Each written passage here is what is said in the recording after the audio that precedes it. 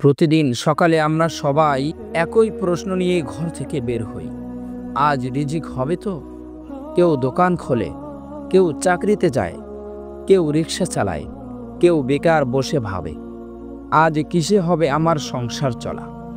কিন্তু আমরা একটাই প্রশ্ন ভুলে যাই, রিজিক কে দেয়? মানুষ না ভাগ্য? না, রিজিক দেন একমাত্র আল্লাহ, যিনি আসমান ও জমিনের রব। আল্লাহ তাআলা কোরআনে স্পষ্টভাবে বলেছেন, ওয়ামা মিন দাবাতিন ফিল আরদি ইল্লা আলাল্লাহি রিজকুহা। পৃথিবীতে এমন কোনো প্রাণী নেই যার রিজিক আল্লাহর উপর নির্ভর করে না। এই আয়াতের মানে হলো, আপনি যত পরিশ্রমই করুন না কেন, ফল আসবে তখনই যখন আল্লাহ চান, যেমন চান, যেভাবে চান। রিজিক শুধু টাকার নাম নয়।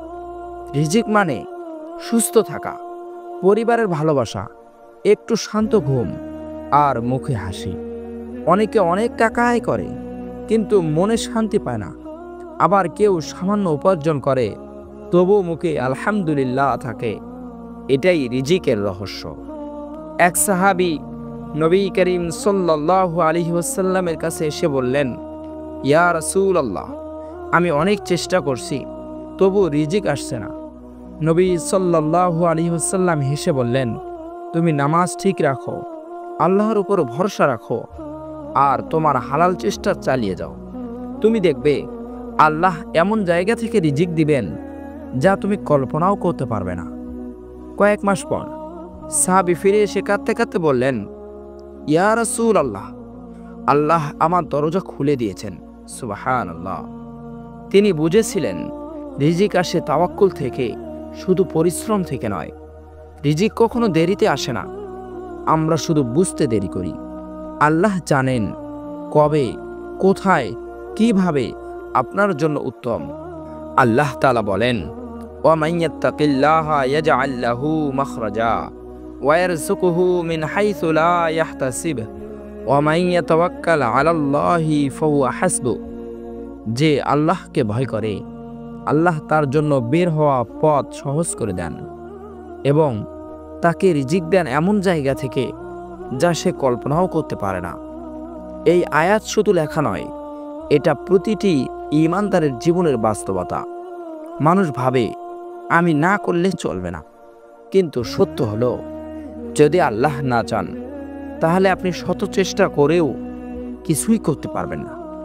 আল্লাহর রহমত যদি আপনার সঙ্গে থাকে তাহলে আপনি সামান্য কাজ করেও বরকত পাবেন। আর যদি বরকত না থাকে তবে হাজার রিজিকও অপচয় হয়ে যাবে। একজন মানুষ প্রতিদিন ভিক্ষা করত।